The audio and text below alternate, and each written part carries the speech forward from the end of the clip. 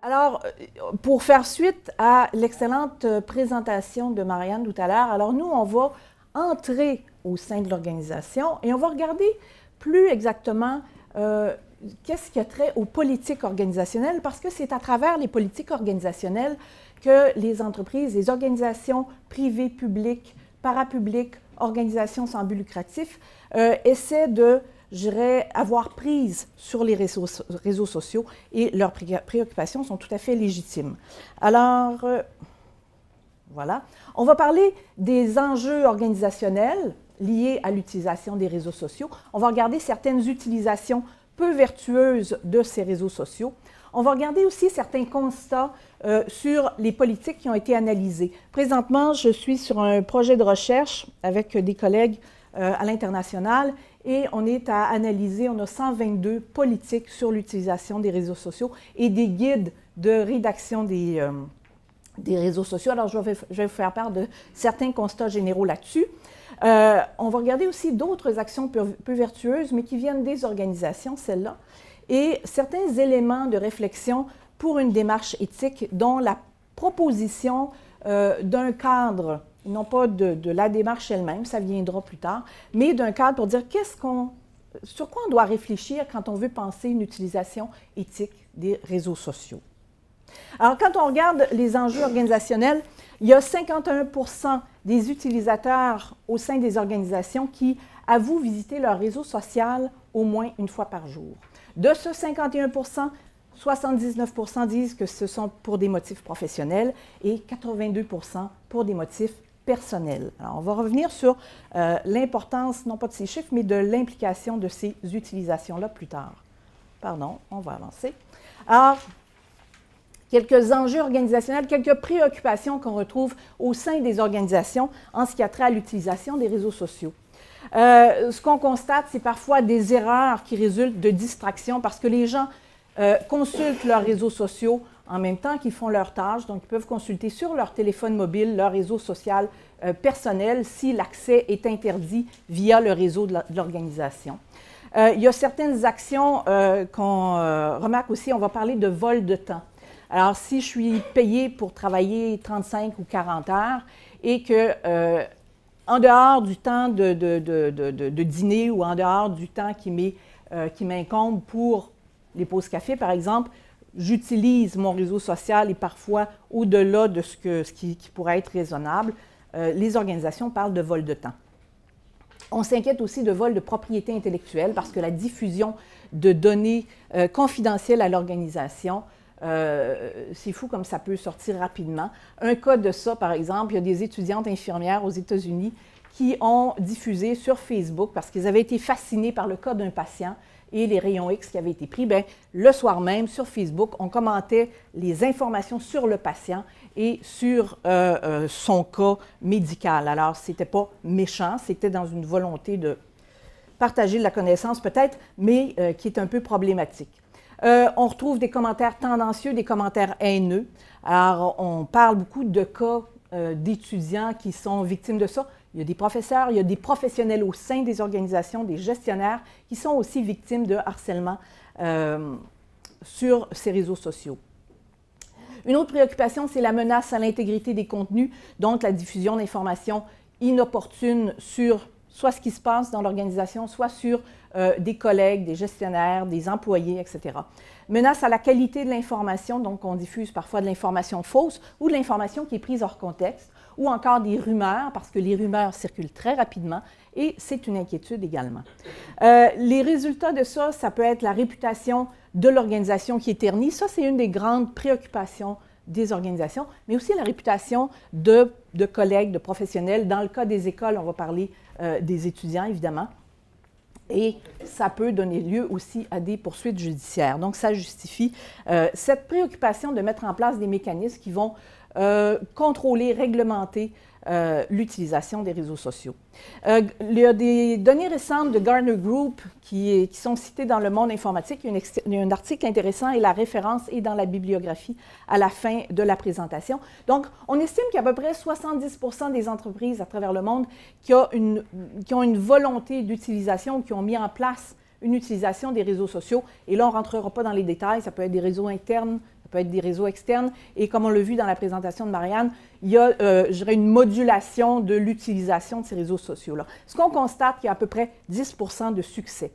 La philosophie qui régit souvent l'utilisation des réseaux sociaux, c'est « je livre et je prie pour que tout se passe bien ». Ce qui est un petit peu à risque en termes de mode de gestion. On s'entend là-dessus. Alors, je vous ai dit qu'un des modes de gestion de ces réseaux sociaux passe par les politiques. Alors, quelques constats sur l'analyse des politiques qu'on est en train d'examiner. Il y a beaucoup de guides. Alors, de guides sur le contenu. Qu'est-ce que vous devriez mettre dans votre politique? Il n'y a pas de démarche. Alors, on ne vous dit pas comment faire. On vous dit, mettez ça, diffusez ça auprès de vos employés et ça devrait fonctionner. Il y a beaucoup de copier-coller. Ah, ça, c'est une bonne idée. On va mettre ça aussi. On parle d'honnêteté. C'est important, l'honnêteté. On va parler d'honnêteté. L'éthique, on n'en parle pas beaucoup. On va voir tout à l'heure comment. C'est mal, c'est peu ou ce n'est pas du tout pris en compte. On va y revenir tout à l'heure. L'éthique, elle est implicite ou elle est affichée. S'il est explicite, c'est souvent une vision unilatérale. Voici ce qu'on attend de nos employés.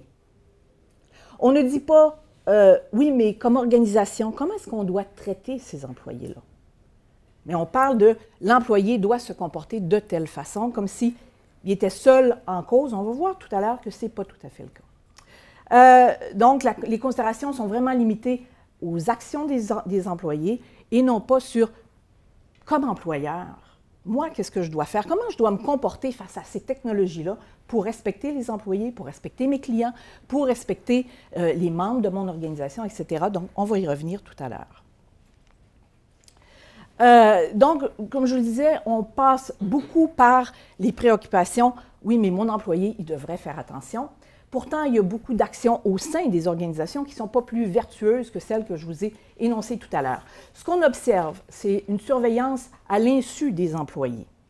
Et cette surveillance-là, ce qu'on voit dans des recherches qui ont été faites ou dans des publications, dans des articles de journaux, on mène présentement, entre autres, une revue de presse à grande échelle pour voir comment on parle des réseaux sociaux dans des médias francophones et anglophones, qui en parlent, quel est le ton de ce propos-là. Ce n'est pas l'objet de ma présentation ici, on en fera une l'an prochain.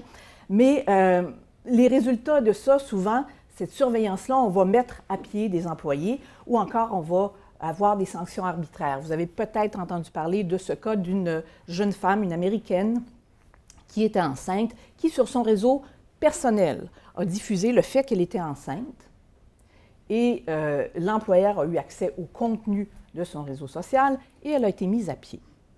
Le juge a, par la suite, il y a eu des poursuites judiciaires et le juge a conclu que c'était une action arbitraire et non fondée.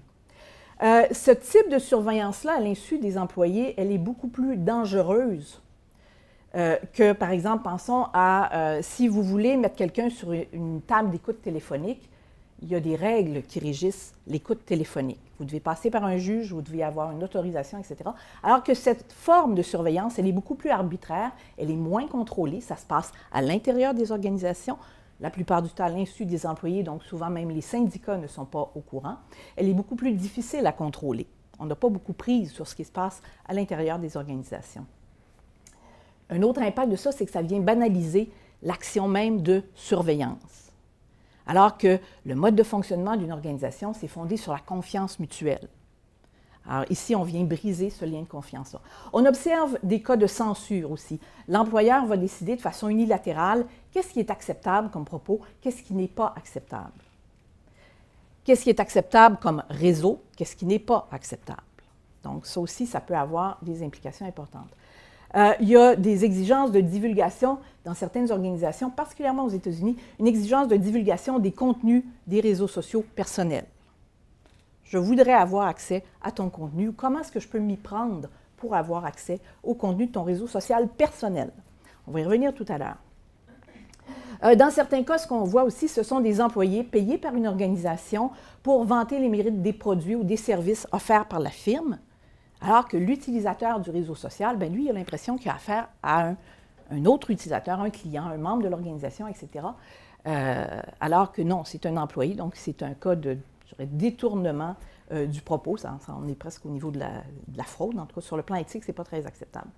Il y a tout un pan de recherche dans le domaine et du marketing et de la technologie actuellement qui porte sur ce qu'on appelle les big data, c'est-à-dire il y a un foisonnement d'informations sur les réseaux sociaux qui sont accessibles aux organisations privées, qu'elles achètent ou qu'elles vendent, et des données sur les employés, des données sur les clients.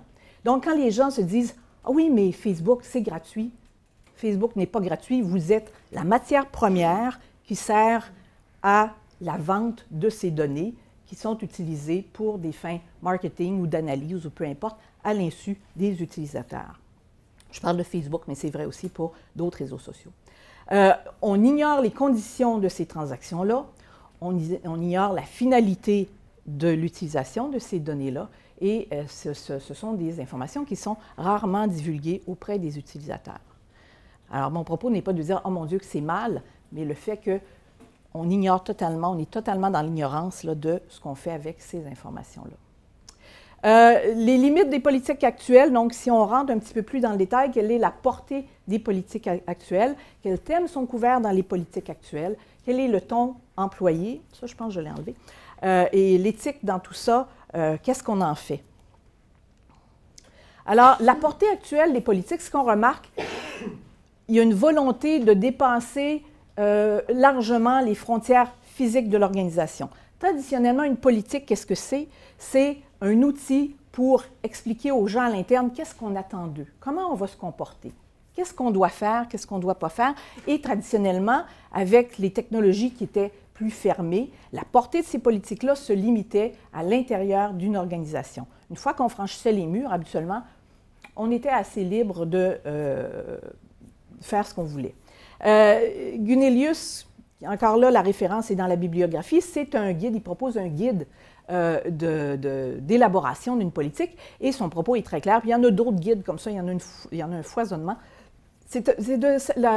L'objectif d'une politique sur l'utilisation des médias sociaux par les employés est de vous assurer que le contenu que les employés publient, les conversations dans lesquelles ils s'engagent, représentent votre compagnie sur le web et reflètent l'image de marque de votre compagnie à tout moment.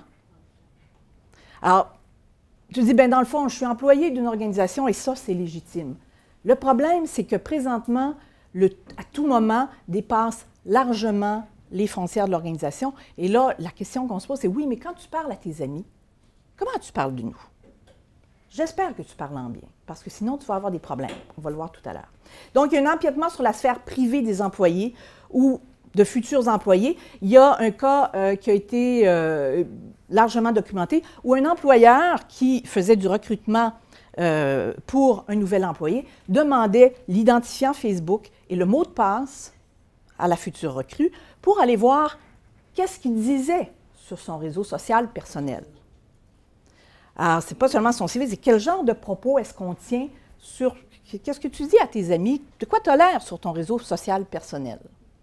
Et bien, évidemment, je vous laisse imaginer parce que ça processe dans votre tête. Hein? Et vous dites, bien, c'est parce que si moi, je veux avoir cet emploi-là, est-ce que je vais dire non à l'employeur? En même temps, est-ce que j'ai envie de travailler pour une firme qui se comporte comme ça? Donc, ça amène certains questionnements à cet égard-là.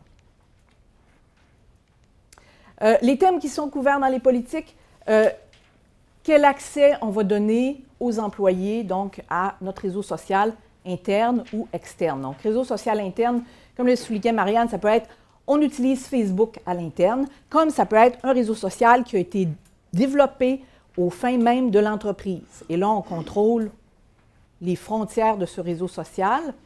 Comment on gère le compte? Qui gère le compte? Quel est l'usage acceptable du réseau social? Qu'est-ce qui constitue un usage acceptable? Comment un employé doit se conduire face à l'utilisation du réseau social? Quel contenu est-ce qu'on s'attend de trouver sur le réseau social? Les questions de sécurité également. Quels sont les enjeux légaux? C'est beaucoup une préoccupation particulièrement aux États-Unis, beaucoup dans les entreprises privées. On le retrouve moins dans les organismes sans but lucratif, non pas qui ont cette préoccupation, mais souvent ce sont de plus petites organisations et on n'est pas rendu là, je dirais. Mais quels sont les enjeux légaux, parce qu'ils sont pas, ce n'est pas trivial non plus, et qu'est-ce qu'on attend aussi de l'utilisateur externe? Donc, mes clients, quand ils me répondent, est-ce que je garde l'information? Est-ce que je contrôle l'information? Il y a tout récemment, c'est le corps policier de... Là, je m'en veux parce que je sais aux États-Unis ou à Vancouver, je ne me souviens pas. Il y a un corps policier qui avait mis un accès pour avoir justement un meilleur lien citoyen, ce qui est tout à fait louable. Dire, bien nous, on veut être en relation directe avec le citoyen et on veut que les citoyens réagissent sur les médias sociaux et on va leur donner accès et on va interagir avec eux. Il y a eu un cas où il y a un policier qui, il y avait un cas sérieux où ils ont dû intervenir et il y avait un chien, un pitbull, et le pitbull a été abattu et ça a soulevé un tollé sur les réseaux sociaux du corps policier à ce point où ils ont dit on ferme le réseau social parce que là, ça ne va plus. Là. Il y avait des menaces, il y avait vraiment des propos haineux. Et là, je ne me prononce pas, est-ce que c'était légitime ou pas, peu importe. Mais pour l'organisation, c'était, oups, on ne l'a pas vu venir, celle-là. Donc, il faut réfléchir à qu'est-ce que je suis prêt à recevoir de la part de mes clients. Un client qui dit, bien, sur Facebook, votre produit, il est pourri. Vos services, j'en ai rien à cirer, ils ne sont pas bons. Est-ce que l'organisation est prête à recevoir ça? Et comment est-ce que je gère ça dans ma politique? C'est une question qu'on doit se poser également. On parle parfois des conséquences. Alors, un exemple ici, Best Buy. Just in case you are forgetful or ignore the guidelines above, parce qu'il y en a 2 pages, voici ce qui pourrait arriver. Vous pourriez être congédié. Et le ton de la politique de Best Buy est assez amical. Il y en a qui sont vraiment très radicaux, très légaliste, alors que Best Buy est assez bon enfant de ce côté-là. Vous pourriez être congédié. Et c'est un petit peu embarrassant, vous savez, de perdre votre emploi pour quelque chose qu'on peut si facilement éviter. Vous pourriez mettre Best Buy dans entraîner des problèmes légaux pour Best Buy, soit avec des clients ou des investisseurs. Vous pourriez aussi, votre action pourrait aussi coûter notre capacité de rejoindre ou de conserver sa clientèle. Rappelez-vous, protéger la marque, protégez-vous. Alors ça, c'est... mais au moins, il parle des conséquences. Beaucoup de politiques n'énoncent pas de conséquences. On vous dit quoi faire, mais oui, mais si je ne le fais pas, tu verras bien. Donc, ils ont au moins cette qualité d'être clairs. Dans certains cas, on parle aussi, c'est beaucoup plus rare, mais on va parler aussi de délation. Par exemple, c'est Banco Sabadell Group qui parle que, bon, vous pouvez utiliser le média social avec l'adresse qui est ici, le courriel de l'adresse ici, pour nous rapporter toute conversation dans laquelle vous croyez que ce guide de conduite n'a pas été appliqué convenablement, ou encore concernant toute conversation pour laquelle vous sentez que la banque devrait être mise au courant.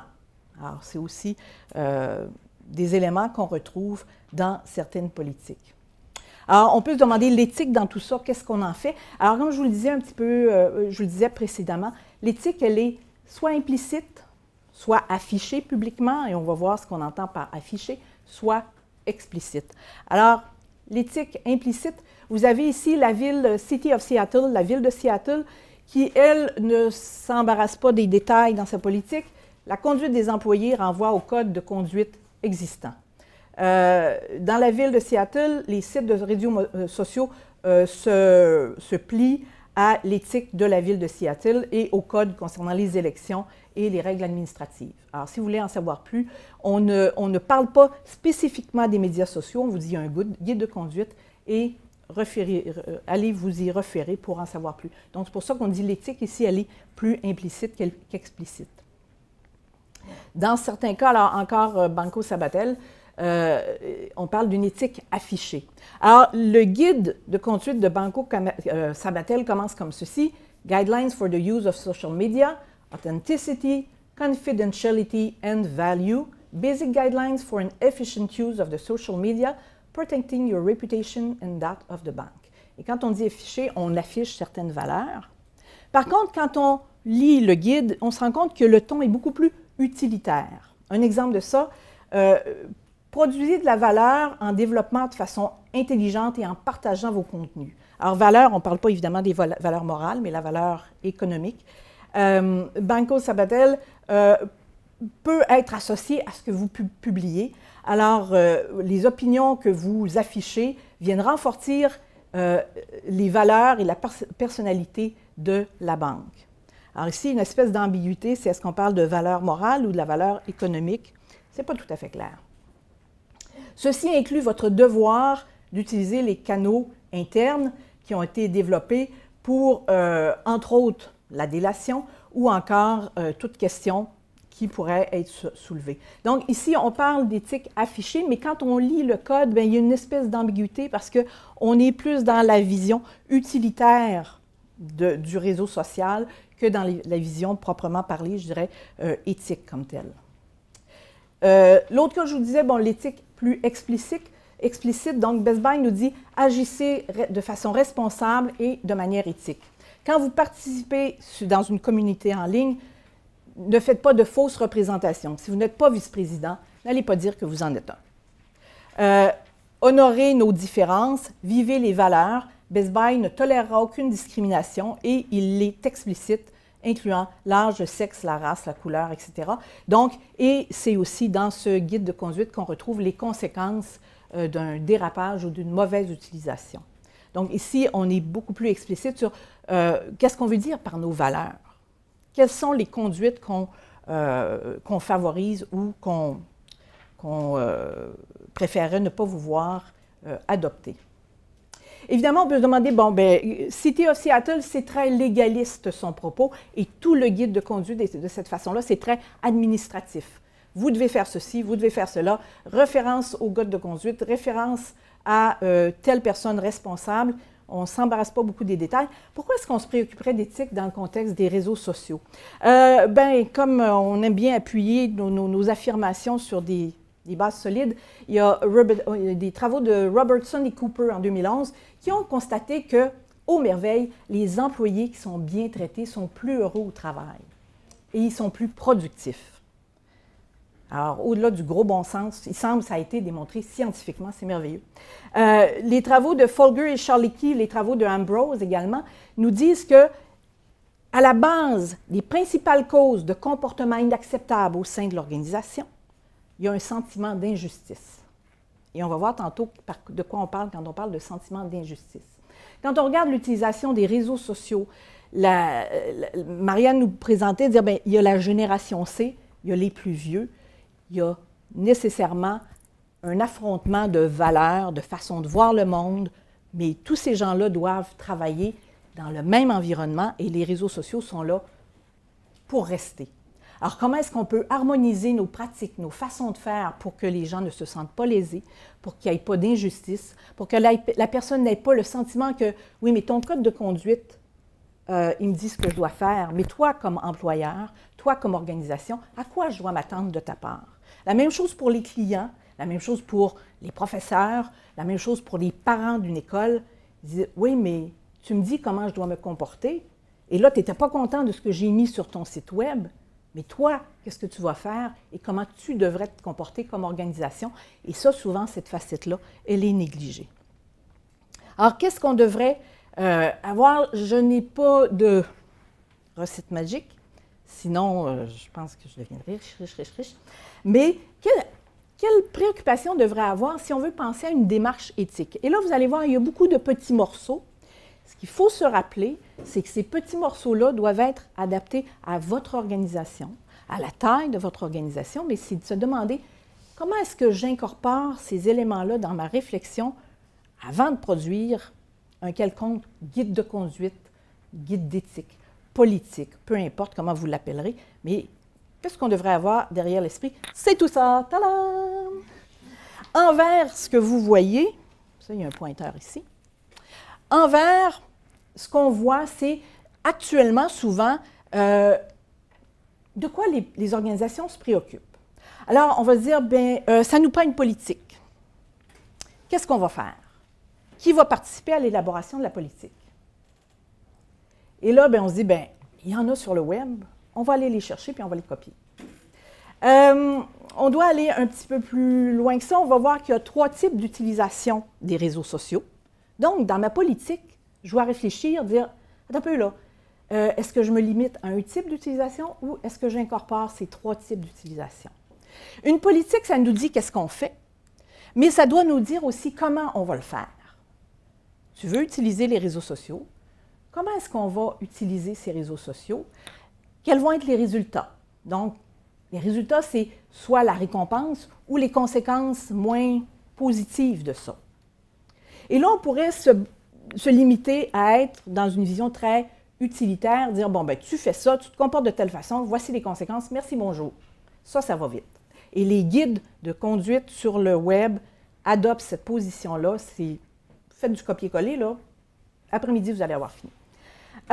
Participants, on va voir qu'il y a des participants, mais il y a aussi, en bas, je vous parle de parties intéressées. On va voir la différence entre les deux. Donc, il y a 2 groupes d'acteurs qui sont non négligeables, auxquels on doit penser quand on pense notre politique. Et chacun de ces participants ont ici, il y a des enjeux pour eux. Selon le type d'utilisation, ils ont des préoccupations. Il y a des enjeux éthiques, ils ont des valeurs aussi. Est-ce que je suis conscient de qu'est-ce qu'on valorise? Je vous ai dit tantôt que quand les gens ont un sentiment d'injustice, il y a plus de chances de dérapage, et quand les gens sont heureux, il y a plus de chances qu'ils travaillent bien. Donc, quelles sont les valeurs de ces gens-là? Quels sont les enjeux éthiques qu'eux voient? Est-ce que je suis conscient de ça? Je vais vous proposer certains petits principes, et je n'ai pas la prétention d'être exhaustive, mais en tout cas, c'est déjà une base qu'on peut emprunter au domaine de l'éthique médicale, qui peut nous inspirer, puis on va voir ce que ça donne, et ça pourra être enrichi. Si vous avez des suggestions, bon sens, c'est le bienvenu. Et quand on dit le sentiment de justice, comment est-ce que les gens vont réfléchir quand ils vont regarder ma politique? Parce que quand les gens se promènent dans l'organisation, regardent une politique, se penchent sur une procédure, regardent comment on leur demande de faire les choses, ils portent un jugement de valeur. C'est bon, c'est pas bon. C'est bien, c'est pas bien. Je me retrouve là-dedans, je me retrouve pas. Et il y a des travaux qui ont, décortiqué le sentiment de justice en 3 types de justice. Justice procédurale, on va y revenir. Justice interactionnelle, qui est composée de 2 dimensions, l'information et les interactions personnelles, et ce qu'on appelle la justice distributive, qui peuvent nous éclairer sur comment les gens vont juger ce qu'on fait et comment nous aussi on juge ce qui se passe au sein de notre organisation. Alors, on va essayer de regarder ces éléments-là ensemble, et nos flèches ici nous disent que ces 3 éléments-là sont liés, et entre ce qu'on fait et l'évaluation qu'on fait, tous ces éléments-là entrent en ligne de compte également. Vous me suivez jusque-là? C'est beau? Alors, quels sont les objectifs d'une politique? La première chose qu'on doit se demander, c'est, oui, mais qu'est-ce qu'on poursuit par cette politique-là? Souvent, ce qu'on essaie de faire, c'est d'assurer l'équilibre entre l'utilisation des réseaux sociaux dans l'intérêt de l'organisation, est-ce qu'on veut que ce soit dans le seul intérêt de l'organisation, ou contrebalancer une utilisation qui permettrait aux employés un accès à des fins professionnelles ou personnelles dans le respect de leur vie privée et dans le respect de leur identité. Donc ça, c'est un premier élément. 3 types d'utilisation des réseaux sociaux, à des fins organisationnelles, à des fins professionnelles externes ou à des fins personnelles. À des fins organisationnelles, donc, habituellement, ce sont pour des communications formelles. On l'a vu tout à l'heure, utilisation marketing. Donc, on veut proposer aux gens à l'extérieur de l'organisation nos produits, nos services, interagir avec eux. Et on a aussi une participation interne des employés. Donc, on voit ici notre employé. Mais les frontières de l'organisation, dans ce cas-là, souvent, sont liées. Donc, même si vous faites une utilisation personnelle du réseau social de l'entreprise, l'organisation garde quand même un certain contrôle sur ce que vous allez en faire. Donc ça, c'est dans le cadre de communication formelle. Utilisation personnelle à des fins professionnelles. Vous pouvez avoir des membres qui sont membres de l'Ordre des ingénieurs ou membres d'une corporation professionnelle et finalement, c'est cet organisme externe qui a son propre réseau social sur lequel interagit l'employé, soit pour le développement de connaissances personnelles, soit pour développer son réseau professionnel ou encore pour accomplir des responsabilités professionnelles spécifiques qui vont lui permettre, par exemple, d'enrichir ses connaissances, d'être à l'affût, etc. Et on se rend compte que l'utilisation peut se faire là encore, chez lui, et là, vous avez moins de contrôle sur ce qu'il va faire, mais aussi au sein de l'organisation à travers vos réseaux d'entreprise. Et enfin, l'utilisation des médias sociaux à des fins personnelles, et ça, c'est l'usage, on l'a vu tout à l'heure, le plus répandu. Donc, ça peut se faire à l'intérieur des heures de travail, à des moments qui ne recoupent pas les horaires de travail formels, donc échange avec des amis, etc. Et souvent, ce qu'on remarque dans les organisations, on va interdire cet usage-là ou on va le réserver à une classe spécifique d'employés. Alors, ce que ça nous donne dans ce cas-là, c'est que c'est beaucoup plus large et l'organisation n'a pas beaucoup de contrôle sur l'usage qu'on peut faire à ce moment-là. Ces usages sont non mutuellement exclusifs et l'organisation doit donc considérer ces trois types d'usages lorsqu'elle se préoccupe de l'utilisation des réseaux sociaux. Est-ce que je permets ou non aux gens d'utiliser leur réseau social personnel? Il n'y a pas de réponse toute faite, mais je dois y réfléchir. Quand on parle des acteurs, il y a deux types d'acteurs. Il y a les participants, c'est-à-dire les personnes qui participent directement au processus d'élaboration de ma politique, mais il y a aussi toutes les parties intéressées. Donc, ce sont, on dit, des personnes ou des groupes de personnes qui ont un intérêt légitime, même si l'organisation ne reconnaît pas cet intérêt légitime ou qu'elle n'est pas d'accord avec cet intérêt-là. Donc, il y a des groupes de personnes parce que l'organisation va agir, comme on dit, dans leur plate-bande. Pensez aux parents dans une école. Ben oui, ils ont un intérêt légitime à qu'est-ce qu'on va faire avec les réseaux sociaux. Donc, ils ont un intérêt légitime au projet et qui sont en mesure de formuler un jugement subséquent sur l'utilisation qu'on va faire, donc sur cette base de cet intérêt personnel. Partie intéressée, rapidement, je ne rentrerai pas dans le détail.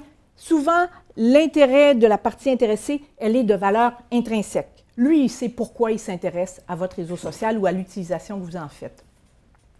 Quand on fait l'analyse des parties intéressées, ce qu'on veut, c'est rendre explicite ou encore donner la voix à ces revendications légitimes. Et là, il s'agit de voir comment est-ce que je peux donner la voix à ces groupes-là. Et pour donner la voix à ces groupes-là, il faut qu'ils soient représentés et que cette représentation soit jugée légitime par les parties intéressées.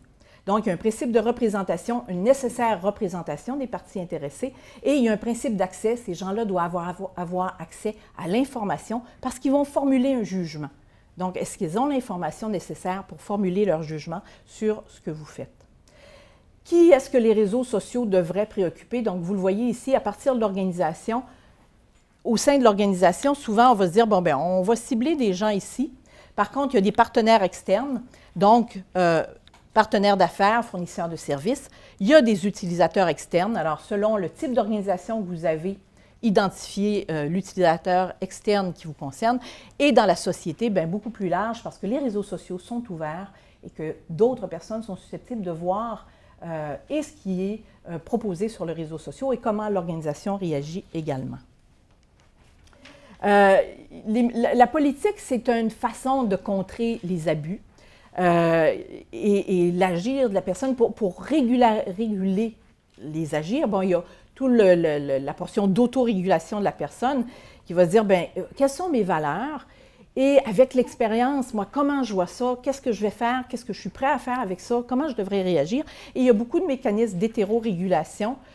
Et on oublie souvent que la technologie est un moyen puissant de contrôle des comportements. Par la manière dont la technologie est construite, pensée, programmée, et par ce qu'on fait aussi. C'est une dimension qu'on oublie souvent dans cette possibilité d'hétérorégulation. Il y a évidemment les lois, les règlements, les politiques, les procédures, les codes de conduite, la déontologie, donc je ne rentre pas dans le détail, mais ce sont des mécanismes qui vont réguler les conduites des personnes également. Une des questions que je dois me poser, c'est que ça concerne l'utilisation formelle du réseau social, l'utilisation professionnelle par mes employés, donc à des fins professionnelles ou l'utilisation personnelle. Qu'est-ce qui existe dans mon organisation? À quoi est-ce que je fais référence? Et est-ce qu'il y a des choses qui devront être créées ou avec lesquelles je devrais me familiariser? Quel principe est-ce que je vais appliquer à l'analyse d'une politique sur les réseaux sociaux? en bioéthique. Donc, il y a 4 principes et Beauchamp et Childress se sont penchés sur justement ces principes-là appliqués à l'utilisation des technologies de l'information et des communications. Donc, ils nous proposent l'autonomie. Une personne doit être en mesure de décider par elle-même qu'est-ce qui est dans son meilleur intérêt. Ne pas nuire, donc ne pas causer sciemment du tort à autrui. L'action bénéfique, donc l'assistance à une personne en danger, présentée comme un devoir envers autrui. Donc, la situation doit être urgente et sérieuse. Je dois avoir une connaissance, une compréhension des enjeux de la situation et également une capacité de porter assistance sans nuire. Et il y a toute la question du consentement informé, donc le droit de savoir pour décider librement. Et on va regarder ensemble quand est-ce que ces principes sont enfreints quand on parle d'utilisation des réseaux sociaux.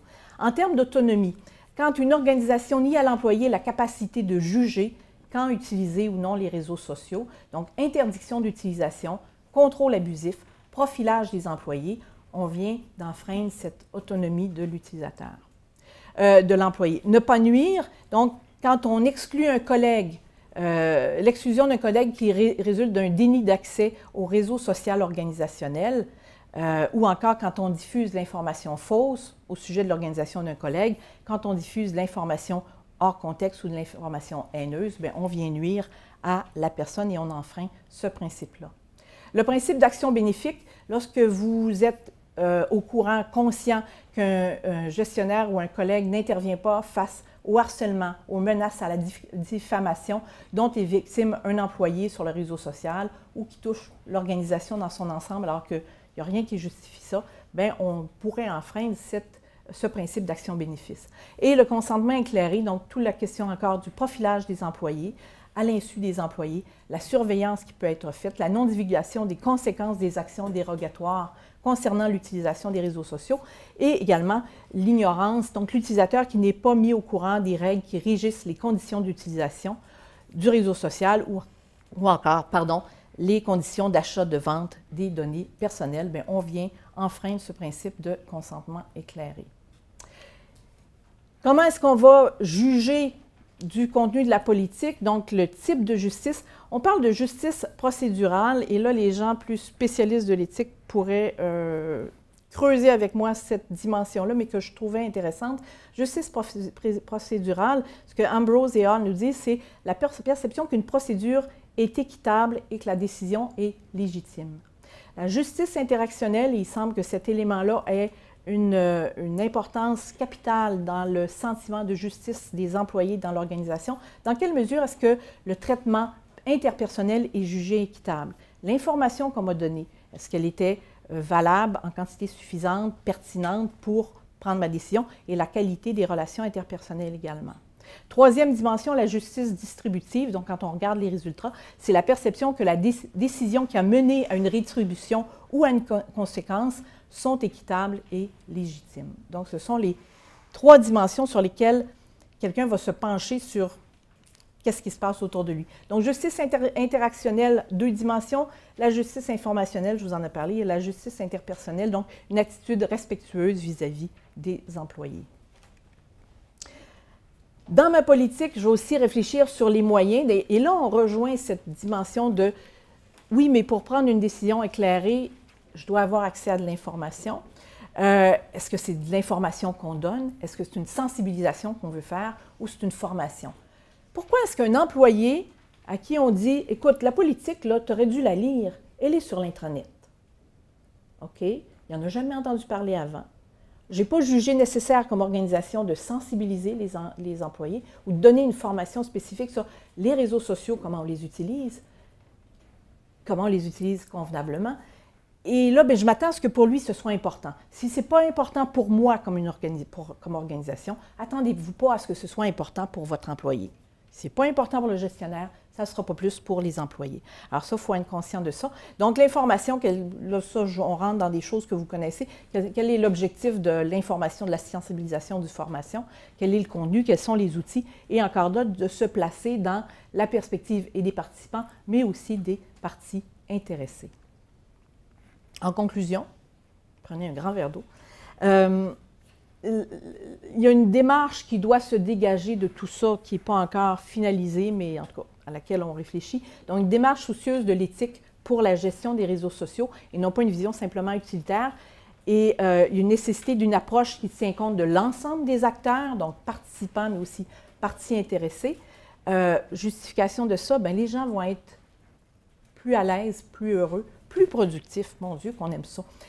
Nécessité d'aller au-delà de la production d'un document, mais de penser vraiment dans le cadre d'une démarche éthique et d'incorporer des principes, mais également la notion de justice à travers ça. Est-ce que ma politique va entraîner ce sentiment de justice pour l'ensemble des acteurs qui sont concernés par la politique?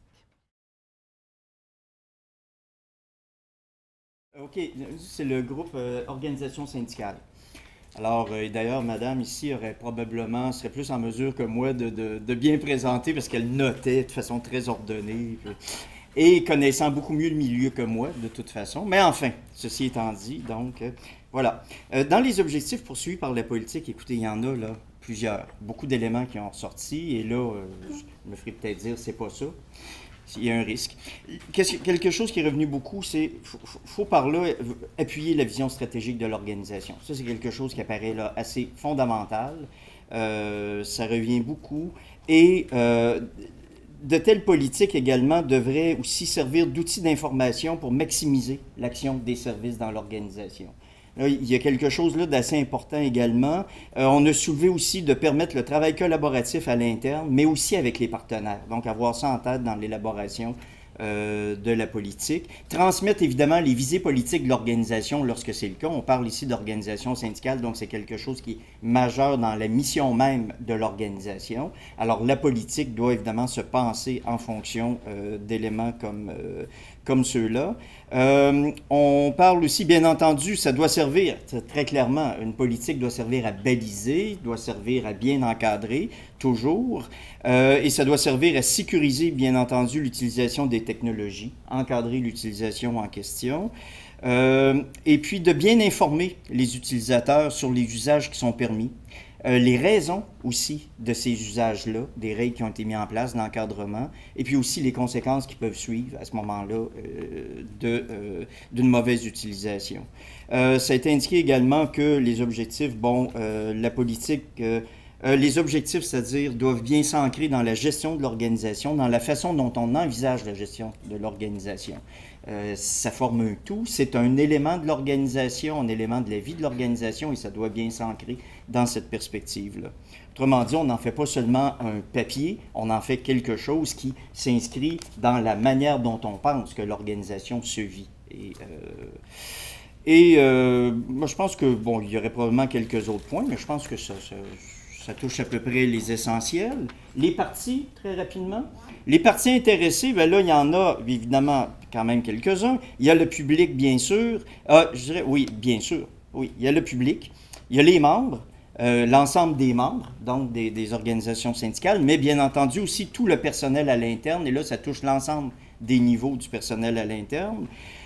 Comme aussi, et c'est très important, ça a été souligné là, fortement, les décideurs politiques et les médias aussi. On doit vraiment considérer que ce sont des parties intéressées. Ils sont intéressés à savoir, évidemment, ce qui est diffusé dans l'organisation par les médias, ce qu'il y a l'image aussi, qu'est-ce qu'on en fait. Et quelque chose, je pense, qui est assez... qui a soulevé un peu de discussion et de...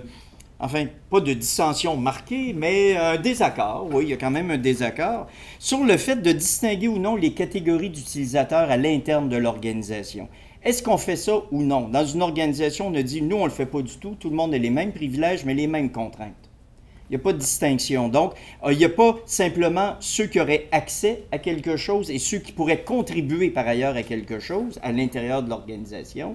Il n'y a pas des utilisations de segments des médias qui sont réservés à des groupes, c'est accès à l'interne pour tous. D'autres disaient, ben non, peut-être qu'on est mieux de distinguer les catégories d'utilisateurs, d'y aller un peu plus par secteur, avec la question qui a été adressée, ben est-ce qu'il n'y a pas un risque à ce moment-là de perception d'injustice? Ça a été soulevé par quelqu'un, si on distingue de la sorte les utilisateurs. Donc ça, c'est plus dans l'ordre d'une réflexion qui a été amorcée, qui reste à continuer. Les participants à l'élaboration d'une politique, 2 grandes lectures se sont dégagées. Il y a une lecture qui est de dire, au point de départ, la haute direction, des services comme les communications, services juridiques, ressources humaines, qui devraient voir, dans le fond, à se doter d'une vision stratégique et à partir de là, élaborer la politique, puis ensuite aller consulter les gens. Alors que l'autre lecture, c'est, ben non, on inclut dès le départ le plus de services possible, de manière à ce que, effectivement, la politique soit déjà d'emblée le reflet des desiderata, au fond, là, des différents services, des différents membres, construits en collaboration. Il y a une distinction entre ces 2 lectures-là, mais j'ai cru comprendre par ailleurs que la distinction relevait en partie du niveau de développement de la vision stratégique de l'organisation.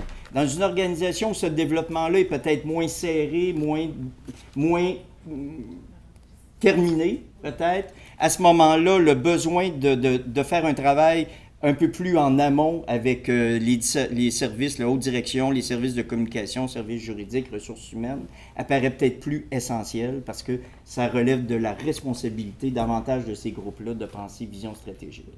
C'est à peu près ça? Merci.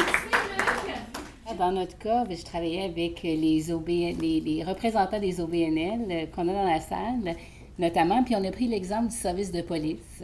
Donc, on a essayé d'y aller avec un exemple qui nous permet de ratisser quand même assez large dans la réflexion, ce que je pense qu'on a réussi à bien faire. Ce qui est ressorti plutôt rapidement dans la discussion, c'est qu'on voyait vraiment 2 objectifs principaux par les politiques qui peuvent être mises en place dans l'organisation. Donc, d'une part, avoir une politique qui permet d'encadrer les employés dans leur utilisation des médias sociaux en milieu de travail, et d'un autre côté, avoir une politique qui permet d'encadrer la relation que l'organisation a avec sa communauté.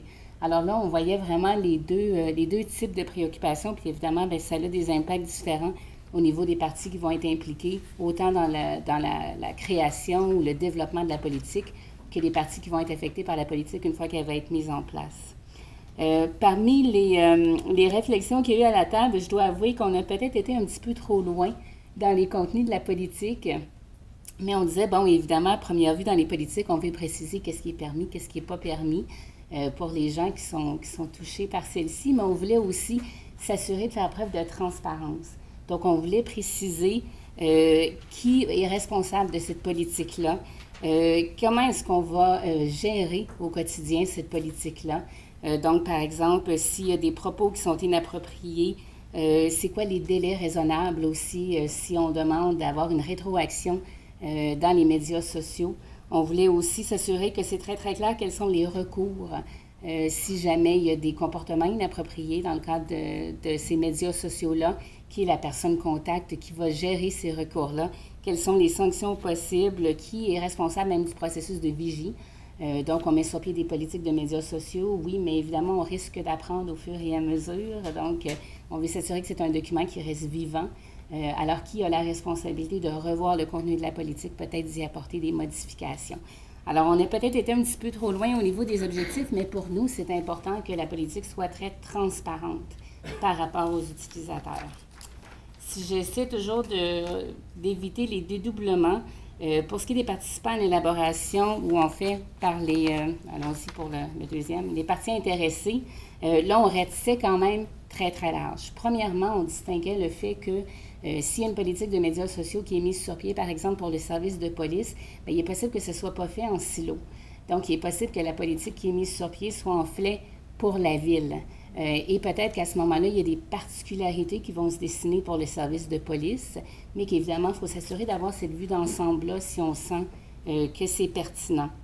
Évidemment aussi, si on fait une politique qui cible nos employés à l'interne ou qui cible notre façon de gérer les relations avec la communauté, bien, c'est sûr que ça va impliquer des parties où ça risque de toucher à des parties différentes.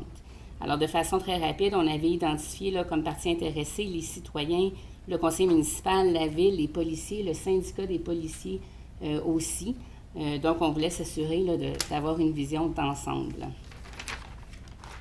Si maintenant je regarde les participants à l'élaboration d'une politique, là, on s'est rendu compte que on voulait quand même avoir le souci de la consultation. On voulait impliquer quand même des groupes très diversifiés. Alors, on avait nommé, par exemple, les policiers, le syndicat des policiers, le comité de déontologie policière, la direction de la ville, quelqu'un du département des communications, département de ressources humaines, et même des membres externes, ce qu'un membre de l'équipe avait proposé. Donc, en savoir peut-être un petit peu plus sur les meilleures pratiques ou même les écueils qui ont été vécus dans d'autres organisations, aller bénéficier de cette expertise-là. Et là, évidemment, bien, un souci devient comment est-ce qu'on peut s'assurer qu'on fait une consultation avec un nombre quand même assez large de groupes tout en demeurant opérationnel. Comme quelqu'un le mentionnait, quand il y a trop de monde autour de la table, des fois, ça devient difficile de prendre une décision. Alors là, on se disait, est-ce qu'il y a peut-être pertinence d'avoir 2 instances, c'est-à-dire s'assurer qu'on fait une consultation et après, on a un groupe peut-être plus petit qui revient en comité de travail et qui travaille vraiment à l'élaboration de la politique. Peut-être les derniers points que je peux souligner, parmi ce qui avait été relevé pour l'élaboration de la politique même, on soulignait l'importance de mettre un visage à la politique. Que ce ne soit pas juste un document papier, mais qu'il y ait vraiment un porteur de dossier, si on veut, ou une personne responsable de cette politique-là, et préférablement quelqu'un qui est de haut niveau dans l'organisation, ce qui évidemment vient renforcer le message, mais qui vient aussi donner de la crédibilité à l'initiative. Et finalement, bien, on mentionnait, et ça, je n'irai peut-être pas dans les détails, mais qu'au-delà de la politique, de l'élaboration de la politique, bien, il va y avoir peut-être des parties qui vont être impliquées à moyen et à long terme quand va venir le temps de s'assurer qu'elle est bien diffusée, qu'elle est bien comprise, qu'elle est bien appropriée auprès des membres de l'organisation, puis aussi que la sensibilisation nécessaire est faite pour que cette appropriation-là ait lieu. J'espère que j'ai rien oublié. D'abord, notre groupe était composé de représentants de groupes communautaires. Donc, leur préoccupation est évidemment d'une représentante d'une commission scolaire. Je dirais qu'il y a 2 problématiques, au sens où la commission scolaire a déjà, dans le fond, je pense, une politique à l'interne, mais pas une politique d'ouverture, en fait, au public, en fait, hein, je pense. Bon, et par contre, la politique, la préoccupation politique des groupes communautaires, évidemment, vise d'abord le service à leur clientèle, essentiellement, dans le fond, tu sais. Donc, et il y a donc des particularités propres à chaque groupe, que l'on intervienne auprès des mères, des jeunes mères, ou qu'on intervienne dans une maison des jeunes, c'est très différent. Je dirais que la préoccupation commune, en fait, c'est de baliser l'usage, effectivement, des médias sociaux à l'interne pour, dans la visée d'atteindre, bien sûr, les finalités le mieux possible, en fait, mais de bien identifier, dans le fond, les enjeux éthiques qui sont propres à chacune des organisations. Je donne un exemple, en fait, quand on parle de l'accès de la définition d'une politique, on va s'intéresser, par exemple, dans la Maison des jeunes, à ce que les usagers comprennent bien la finalité de la politique de l'utilisation de Facebook. Il est important qu'un jeune sache bien que Facebook n'est pas l'endroit pour déposer une demande d'aide quand on a des idées suicidaires, en fait, parce que ce n'est pas la façon d'obtenir de l'aide, effectivement. Tu sais. Alors, comprenez, les enjeux, en fait, sont d'un autre ordre, peut-être, qu'au niveau d'une grande organisation, finalement. De sorte qu'on cherche à baliser l'usage que chacun va faire à l'interne de Facebook et aussi des relations qu'on va établir avec les clientèles. On a un souci, en termes d'objectifs, de justification de ces éléments-là de la politique, en fait, de ces balises-là, et un objectif aussi de formation, aussi bien à l'interne qu'avec les clientèles, en fait, pour qu'on comprenne bien la politique. En ce sens-là, l'objectif, je dirais, de la politique est davantage un premier pas, une première élaboration d'un code de conduite, éventuellement, qui va demeurer ouvert, qui va demeurer, ça a été mentionné antérieurement, un document vivant où on va rester à l'affût, en fait, des usages qu'on n'avait même pas prévus de Facebook. En fait, on avait un exemple là, chez les jeunes mères, en fait, qui se sont parties elles-mêmes, effectivement, un groupe de discussion et qui l'ont mis au nom du groupe communautaire, en fait. Alors, ça pose des enjeux. Est-ce que nous, on a à intervenir? Alors, je pense que vous avez trouvé une solution qui consiste effectivement à ouvrir une page Facebook spécifique qui pourra offrir héberger les mêmes services, finalement, mais et qui serait à ce moment-là encadré par un gestionnaire de la page Facebook ou une gestionnaire de la page Facebook, en fait. Alors, vous voyez, donc, si je résume cet aspect-là des objectifs de la politique, qui est finalement en reconnaissant les bénéfices importants qu'on peut retirer de l'usage des médias sociaux, en fait, il s'agit donc de se de baliser essentiellement le comportement des intervenants dans un premier temps, je pense. C'est leur préoccupation principale. En ce qui concerne les intervenants potentiels à l'élaboration d'une politique, on a évidemment distingué en fait les groupes d'intérêt. On est bien conscient, dans le fond, que les personnes intéressées à l'élaboration d'une politique sont d'abord les membres au sein de l'organisation et aussi les représentants des différentes composantes de l'organisation, comme les parents, par exemple, qui peuvent être présents au sein du conseil d'administration. Mais on s'est dit plutôt que de mener une consultation très élargie auprès des jeunes, par exemple, sur une politique comme celle-là, on préfère se donner une politique où on va, par exemple, affirmer un certain nombre de principes éthiques qui concernent le professionnalisme, qui concernent le respect de la vie privée, quitte, dans un deuxième temps, justement, à rester ouvert aux réactions du milieu, en fait, aux réactions des jeunes, et, étant donné qu'on cherche à développer un document vivant, finalement, intégrer de nouveaux éléments, dans le fond, à la politique d'utilisation des médias sociaux, finalement. Je pense que c'est les principaux points. Là. Je ne sais pas si vous voulez compléter, en fait, c'est de ça qu'il s'agit. Donc, je pense que c'est important, en résumé, de bien voir, puis ça j'ai trouvé intéressant les présentations des deux collègues, de voir que l'ampleur, en fait, de l'organisation, le fait que ce soit un groupe communautaire, certains ont déjà un code d'éthique, par exemple, et certains autres communautaires n'ont pas un code d'éthique déjà encore actuellement, ça change complètement, dans le fond, la portée d'une politique comme celle-là. Puis on voit que c'est une politique vraiment, j'allais dire, à usage presque interne, quelque part, en fait, en incluant les usagers immédiatement. Tu sais. Alors, vous voyez la différence de niveau, je pense, qui est importante à mentionner. Merci. Merci, Bruno.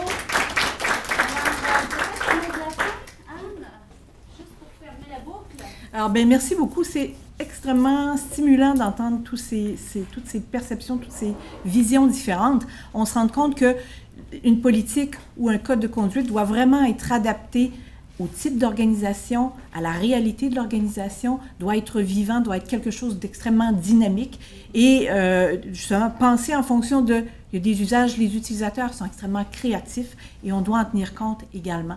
Et pour moi, ce qui était important, c'était cette démarche d'initier la réflexion en groupe que vous allez poursuivre dans l'atelier cet après-midi. Alors un gros merci, c'est vraiment fort intéressant.